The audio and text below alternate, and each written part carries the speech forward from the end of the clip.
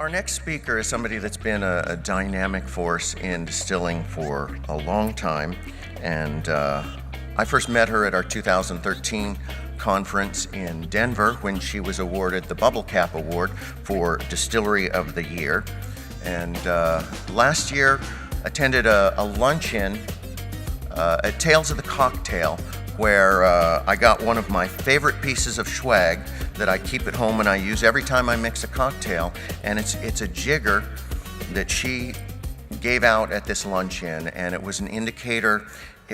It was a quality jigger, and it was not only a quality jigger, but it was a jigger that was made by a company that took good care of their employees and had an ethical compass down the line. And at the tables there, she had packets of the sugar that she used to make her rum with, and she was proud to use this rum and to pay a little bit more money, to use this sugar for her rum, and to pay a little more money for a sugar where she knew that all the farmers, she knew the farmers, met them out in the field, they were all driving in air-conditioned combines, they weren't suffering, they were able to pay for their kids' education, and it was promoting a quality environment and a community all down the food chain.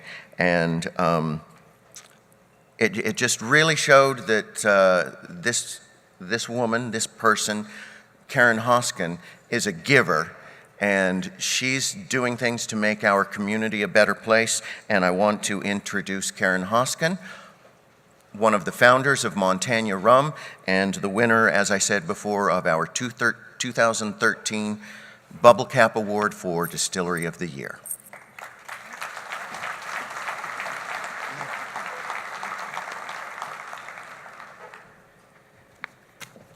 Oh, thank you. Thank you, Drew. That was very sweet. It's good. That was nothing on my list of things I was going to say. So, thank you to ADI's amazing crew. I have had just an incredible pleasure of working with this organization for quite a long time now, and I have deep respect for how hard they work to bring all of us together. And so I'm looking forward to talking a little more about that and telling some stories about that. But you know, I'm looking out at this room, and I see, I think, if I were to guess, I see a lot of distillers of at different times in their lifespan, of different ages. And you know, so it's interesting to me that I'm old in that. We're about to turn 10 years old, and you know, we're a relatively young industry. I think a lot of people don't think about the industry of spirits as young because you've got the Jim Beams and the Jack Daniels, but this craft distilling industry is really young and really growing incredibly quickly and changing incredibly quickly. And so we have a lot of work to do, I think, as a group, to think about the future, and that's a lot of what I want to talk about today. I'm gonna, just because I know that it helps me to have context of who I am and where I come from, I'm gonna give you the fastest ever slideshow about Montanya Rum, and then just kind of show you where we are. So I'm based in Crested Butte, Colorado. This is two of my facilities. One of them is in downtown Crested Butte, right on the main drag. That's where our tasting room and distilling and fermenting take place. We have a wonderful tasting room where all we serve is rum, so helping people to recognize how amazing rum is. And then we have alembic copper pot stills. We have a second facility where all of our aging barrels are. We do all of our bottling in that second facility. And this is Crested Butte. This is where we are. Beautiful mountain location at 9,000 feet in the Colorado mountains. So there's a whole speech that I could give about, you know, craft distilling rum in Colorado, but that's not the speech that I'm giving today. So yeah, just one last image of where I live. That's the community of Crested Butte is right at the base of that mountain. Okay, so my main themes for today are unity and diversity and sustainability. I walked into this room today, and all of our breakfast, we have a lot of paper plates and a lot of cups and a lot of plastic utensils, and I was having a bit of an apoplectic fit because as a company, we try to practice a zero waste ethos. So I'm going to get to that actually more in a seminar that I'm teaching later today at about 1:30 p.m. But so many of these issues are here in this room. They're things that you guys are thinking about, and they're things that I think about every day. They're things that the staff at ADI think about every day. And so I'm really pleased to have an opportunity to, I hope, more than anything, just light a little fire under a dialogue that I would love for us all to have while we're here this week. All right, on unity. So I am a parent, and this is one of the books, Milo and the Magical Stones, that my kids loved. And I don't know if anybody's ever heard of this book, but it was very unusual in the sense that it had alternate endings in the book. So when you turned the pages, you could choose how things would go. The first ending was that these mice kind of fought, and they had they were like, this is mine, excuse me, this is mine, you can't have this, I'm taking my things with me, you have to take your things with you, and we don't get to share. You can imagine where that went. This group of mice ended up, kind of capsizing in their boat in the middle of the ocean, and things didn't go very well. The second ending of this book was where the mice came together and said, how can we collaborate? What's the best way for us to collaborate? You have things we want, I have things you want. What is the best way for us to bring this together and make things happen together? And so I was really inspired by this book in thinking about my talk today, because I feel like as an industry, every minute we are making choices about how this is going to go. I mean, you guys do it every day. Like you've put your heart and souls into your distilleries. You've put your credit lines into your distillery. Like I have some empathy for what your lives look like. You're not getting your family vacations right now. A lot of you, you wake up in the morning thinking about compliance as opposed to, coffee. You wonder if anything's leaking or on fire or, just generally evaporating. You wonder what the angels were drinking overnight in your barrel room. For me, I wonder if I'm going to be able to accept that freight delivery tomorrow, because we got 11 feet of snow in the month of January where my distillery is, and I worry about access. I worry about my raw ingredients from Louisiana. Is there going to be a huge hurricane? So we all have, I would guess, a very shared set of concerns and things that we worry about and things that keep us up at night. And so I would love to make a very strong call in this room today for how important it is that we come together like this. I mean, yes, it's very intimidating to walk into the ADI conference and realize how many people there are out there that are doing a lot of the same things that we're doing every day. I think that's good for humility, for us to realize that we're not the only ones. Other people are doing really cool things, and in many cases doing things even better than we are. When I go to New York City a lot to work, I often run into Tito Beveridge, and when I see him at 10:30 in the morning, I'm still on my first coffee, and he's like seen 10 accounts already. And so I've started having this, what would Tito do? Like I should have a little bracelet that says WWTD, about how could I ever aspire to accomplish as much as some of my fellows in the industry accomplish every single day. Some days I think it's never going to happen. But when I look at Milo and this little story, I think we as an industry have experienced a little bit of a divide, I would say. So we have the American Distilling Institute and we have the American Craft Spirits Association, both of which have been important to me, both of which are important organizations in what they do and what they offer. But there are a lot of people who aren't in this room today because they were at ACSA in February. And so I would love to make, oh, where is that coming from?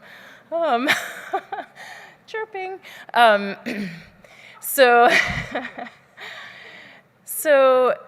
the reality is that, we have right now 2 industry groups that are not really talking to each other. So I sat down with the staff at ADI recently in the Bay Area, and I said, are you guys at the table ready to talk to ACSA, to kind of bring this industry together? And they said very clearly yes, was the answer. So it's a very complicated process. It's not something that's going to happen right away. It's not something that is simple and has an easy solution. But I did want everybody in this room to know that a conversation has begun, and I think it's a really important conversation to bring those 2 organizations working more closely together. So ideally, these are, again, the 2 alternate endings, or 2 alternate outcomes. The possibility is that we could have DSPs sort of torn between 2 organizations. I don't think we want that. I think we want DSPs in deep, beneficial teamwork together.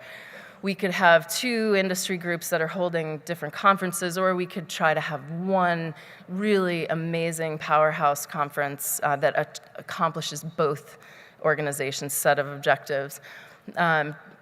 Competitions we can work together on, vendor expos we can work together on, because what does it cost me as a distiller to think about going in 2 different directions? Well, I'm just going to give you a little vision of that. It's a lot of money, and if we look at every bottle of rum that I make, about 12 cents goes to supporting attendance at a conference. So I think about every single dollar that I spend on my corks and my overcork tabs and my, every single piece of my bottle. So 12 cents is a lot. So I am ideally going to be part of a process with a lot of people in this room in which we work to create more unity in this industry. I want to just quickly tell you, what did I find at AEI? Some of you are maybe here for the first time. How many people out there are at ADI, this conference, for the first time? Wow, welcome. Yeah, that's a lot of people. And so, that was me. The first time I ever came to an ADI conference, well, actually before I even went to a conference, one of the very first things I did when I decided to start a distillery was watched almost every single video on the ADI website of every type of distilling and every type of fermentation and every type of bottling line that you could choose. And I just educated myself so much. The conference sessions that I've been to here have really created the baseline of so much of what has mattered to me as a distillery owner. So this is where I found my corks and my labels and pumps and bottles, and most of the partners that I have are out in that room. Some of my point of sale marketing came from this conference. And when I have had big questions and big goals, Bill Owens and his staff are some of the very first people that I run them by and talk to about them. So I feel such a strong sense of how important this organization has been to me, and how important it could be moving forward. So when you think about unity in the industry, craft industry marketing, like you know about those other organizations that, like milk, where everybody has a milk mustache, right?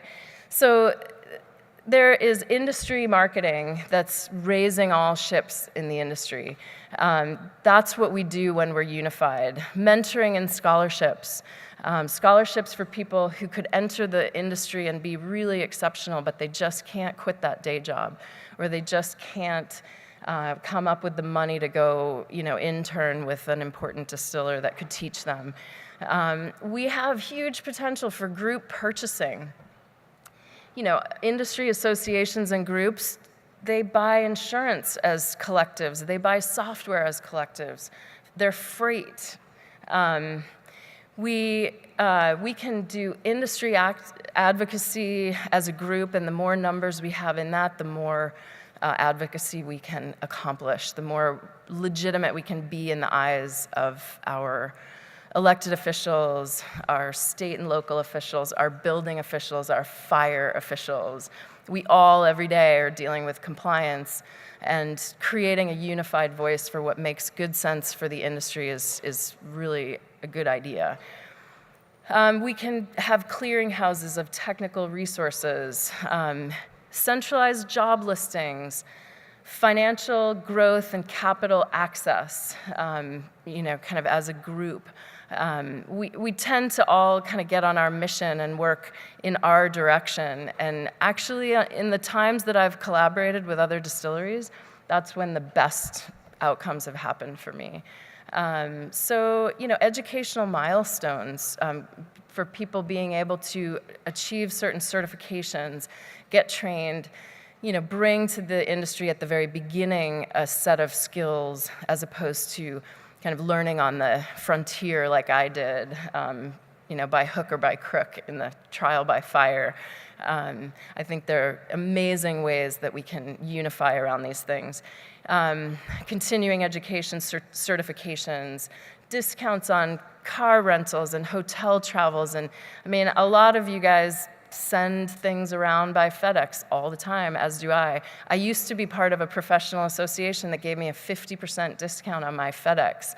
I want that in our industry kind of collaboration and best practices. And because I'm from Colorado, I'm very inspired by the beer industry.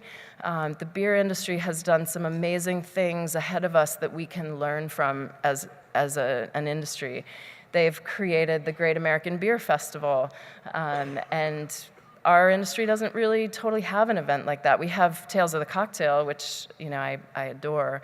But so there's just the future, as you can imagine, looks so rich and so full of opportunity for us. But many of us our vision starts right about here. It's very hard to see the long range. So I'm hoping that we can start a conversation about what the long range looks like and really work together on it.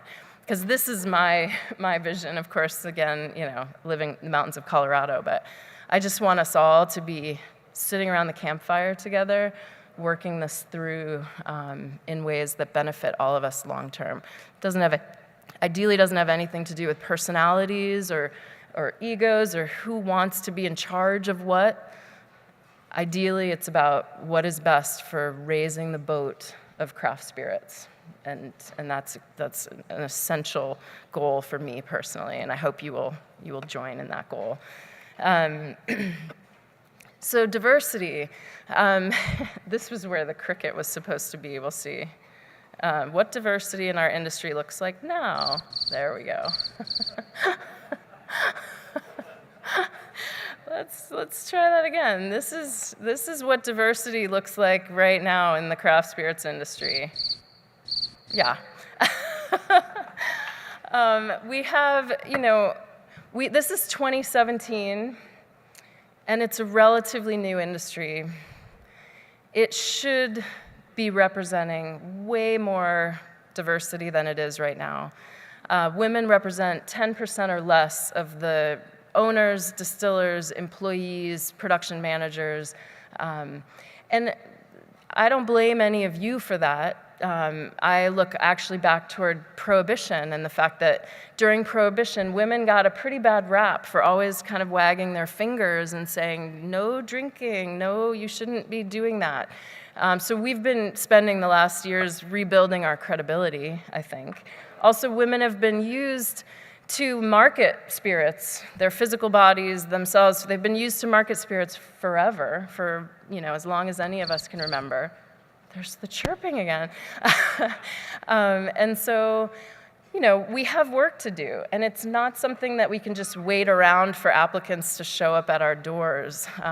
We have to be active in recruiting, but also giving opportunities to minorities and women in this industry. Someone said to me recently, well, I just hire the best, most qualified candidate for the job. And I would guess that a lot of you would say that's what you do too. I just hire the best, most qualified candidate for the job. Well, that is a reinforcing, self-perpetuating system. Because if the person who's had the opportunity to work in the industry is the person that's going to have an opportunity to get promoted in the industry, or get financing in the industry, or build capital, or whatever it is, then it's going to reinforce a situation in which there is incredibly low representation of minorities and women. So my second rallying call of the morning is to really seriously think about what your company is doing to attract and to be a place where people of color, generally, potentially people who speak other languages, women have an opportunity to work. I did not want to set out on a course to just hire women distillers. That was not ever my intention. But because I created an environment where women felt valued and as if they could do anything, they could drive the forklift, they could, lift whatever needed to be lifted. There was just validation in the marketplace because I was doing it. They came, and they continue to come. And because we have, people behind our bar who are Hispanic or Asian, or people working in our bottling line who are of minority background, more people come. So in many ways, it's just seeding. It's just the beginning. You seed the system like making yogurt or, crystallizing sugarcane, and people start to recognize from the outside that you must be a place where they can find a home. And I think all of us want to create a home because diversity inside our organizations is good for everybody. It just makes for a better workplace.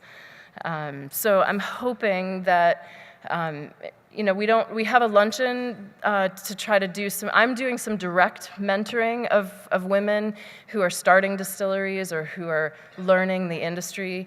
And that's been my personal volunteer contribution. But I guess, think about what you could potentially do. Could you bring someone in as an intern and train them up even if they go to work for someone else? Could you help to network capital resources for a minority-owned distillery or a woman-owned distillery? Because they definitely encounter barriers that many people in this room will never understand. Having been in this business now for almost 10 years, I have encountered things that you just don't even want to hear about in trying to get over hurdles and barriers because of my gender. So I ask all of you to make serious considerations in your hiring practices and in what happens inside your distilleries to make it home for some of these groups that find it hard to break in. Actually, I think I went over most of that stuff. He told me that I don't have to point at anything, but I'm pointing.